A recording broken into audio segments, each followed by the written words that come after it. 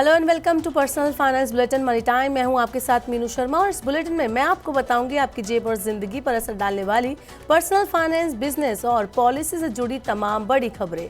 साथ ही इस बुलेटिन में हम आपको सिर्फ खबर नहीं बताएंगे बल्कि उसका असर भी डिटेल में समझाएंगे। तो चलिए फटाफट शुरू करते हैं इस बुलेटिन में खबरों का सिलसिला। 31 मार्च के बाद नए सिम खरीदने में आपको दिक्कत का सामना करना पड़ सकता है। दरअसल टेलीकॉम डिपार्टमेंट यानी डीओटी टेलीकॉम कंपनियों को सिम कार्ड डीलर्स का रजिस्ट्रेशन कराने के लिए 31 मार्च तक का समय उन्होंने दिया है।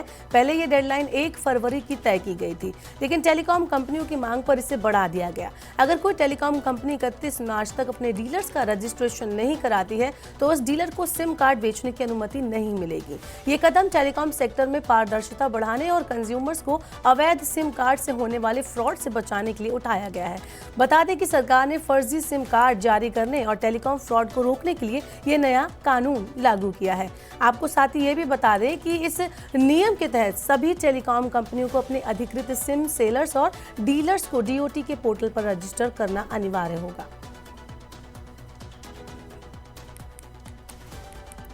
चलिए बढ़ते हैं इस बुलेटिन में अगली खबर की तरफ। समय से पहले लोन जमा करने को लेकर आरबीआई ने एक बड़ी राहत दी है। भारतीय रिजर्व बैंक ने एक नया प्रस्ताव रखा है जिसके तहत कस्टमर से लोन के प्री पेमेंट या फोरक्लोजर यानी कि समय से पहले पूरा लोन चुकाने पर कोई एक्स्ट्रा चार्ज नहीं लिया जाएगा। आरबीआई ने सुझाव दिया कि बैंक और नॉन बैंकिंग फाइनेंशियल कंपनियां यानी एनबीएफसीज कस्टमर से लोन समय से पहले चुकाने पर कोई पेनल्टी ना लें।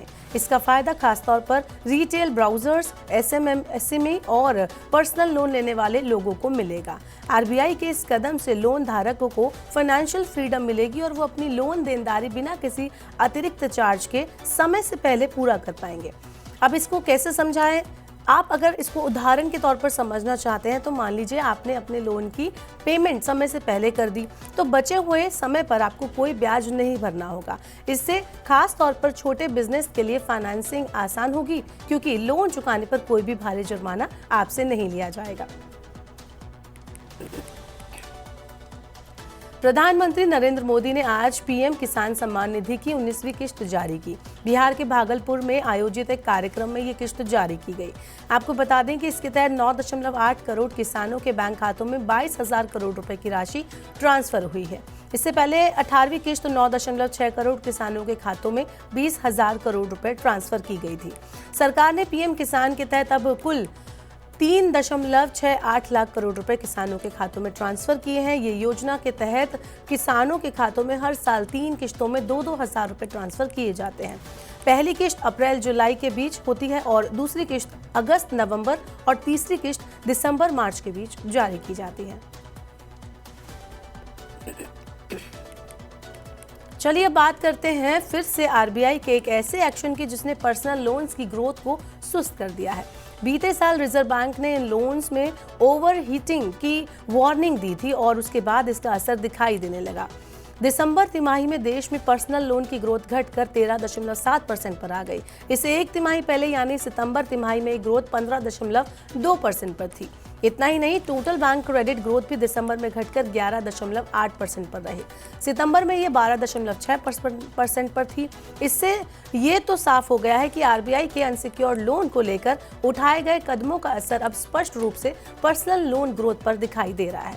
आपको बता दें कि आरबीआई लंबे समय से बढ़ते अनसिक्योर्ड लोन पर चिंता जाहिर कर रहा था। ऐसे में पर्सनल लोन में आई गिरावट से अनसिक्योर्ड लोन की चिंता जरूर ही कम होती दिख रही है।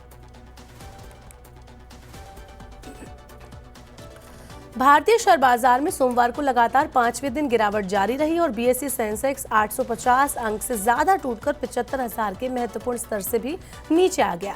इस गिरावट के पीछे का अहम कारण अमेरिकी बाजार में कमजोरी और टैरिफ लगाए जाने की चिंताओं के बीच एफआईआईज की बिकवाली रही।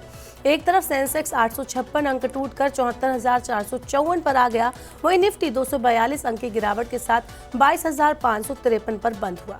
पिछले 5 कारोबारी सत्रों में सेंसेक्स 1,542 अंक यानी कि 2% गिर चुका है। वहीं निफ्टी में 406 अंक यानी लगभग 1.76% की गिरावट आई।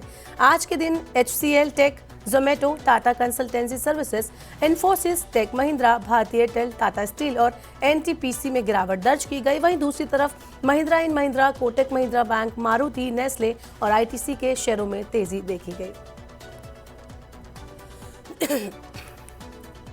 शेयर बाजार में एक तरफ जहां लगातार गिरावट देखने को मिल रही है, वहीं दूसरी ओर सोने के भाव में तेजी बनी हुई है। मजबूत ग्लोबल सेंटिमेंट्स के बीच सोमवार को दिल्ली के सराफा बाजार में सोने की कीमत 350 रुपए बढ़कर 89,100 रुपए प्रति 10 ग्राम के रिकॉर्ड स्तर के पास पहुंच गई। आपको बता दें कि 99.9% शुद्धता वाला सोना 88,750 रुपए प्रति 10 ग्राम पर बंद हुआ। वहीं 99.5% शुद्धता वाले सोने का भाव आज 350 रुपए बढ़कर 88,700 रुपए प्रति 10 ग्राम पर आ गया। इसका पिछला बंद भाव अगर हम आपको बताएं तो वो 88,350 रुपए प्रति 10 ग्राम पर था। पिछले सप्ताह 99.9% और 99.5% शुद्धता वाले सोने ने क्रमशः 89,450 रुपए और 89,050 रुपए प्रति 10 ग्राम की नई ऊंचाई को छुआ। हालांकि चांदी 1 लाख रुपए प्रति किलोग्राम पर स्थिर रही। तो फिलहाल के लिए इस बुलेटिन में इतना ही। बने रहिए मनी 9 के साथ। ऐसी और खबर देखने के लिए मनी 9 के यूट्यूब चैनल को सब्सक्राइब करें। मनी टाइम में फिलहाल के लिए इतना ही।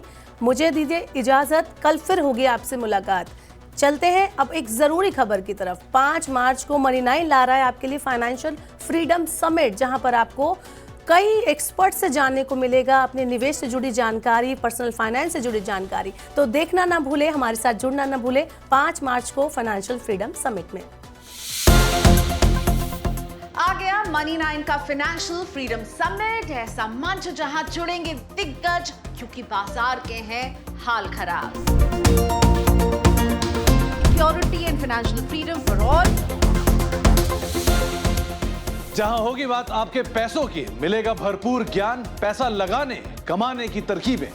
शेयर बाजार से लेकर म्यूचुअल फंड में क्या करें, इंश्योरेंस का कवरेज बढ़ाना क्यों है जरूरी और अर्थव्यवस्था की कैसी रहेगी चाल। आपके ऐसी सभी उलझनों के मिलेंगे जवाब। तारीख नोट कर लीजिए, 5 मार्च 3 बजे से सिर्फ मनी 9 पर।